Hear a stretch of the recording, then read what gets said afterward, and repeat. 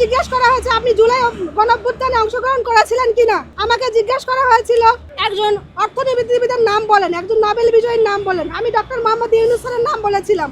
আমার তো মনে হয় আমার এই নামটা বলাই আমাকে ফেল করে দেওয়া হয়েছিল। আমাদের অধিকাংশকে জিজ্ঞেস করা হয়েছে আপনার বাড়ি কোথায়, নাম কি, ঠিক আছে আপনি আসতে পারেন। সবগুলো প্রশ্নের সঠিক উত্তর দিয়েছে এবং প্রশ্নের সময়সীমা ছিল 1 মিনিট থেকে 2 মিনিট। আমাদের অধিকাংশকে জিজ্ঞেস করা হয়েছে আপনার বাড়ি কোথায়, নাম কি, ঠিক আছে আপনি আসতে পারেন।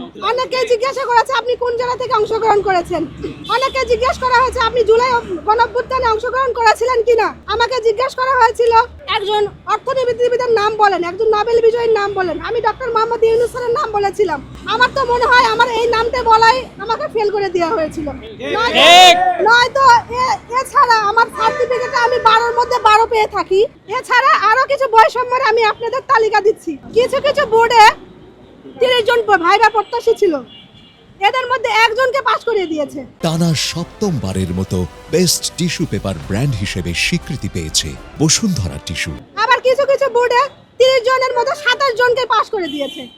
তাহলে এটা কোন ভিত্তিতে করেছে আমাদের আসলে জানা নাই।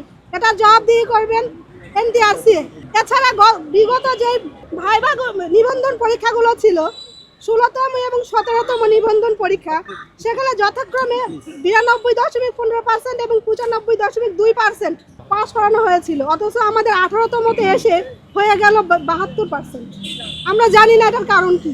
যেখানে শূন্যপদ 1,10,000-এর উপরে, 1,10,000 শূন্যপদ রেখে ওনারা মাত্র 60,000 পাস করিয়ে কি বৈষম্য, কোন কারণে বৈষম্য করেছে আমাদের জানা নাই। তবে কি তাদের প্রধান উদ্দেশ্য নিয়োগ বাণিজ্য এবং আমাদের যে এনটিআরসি ভাইবা প্রত্যাশী ছিল তাদেরকে উদ্দেশ্য প্রণোদিত ভাবে বর্তমান সরকারের বিরুদ্ধে আমাদেরকে আন্দোলন নামানো।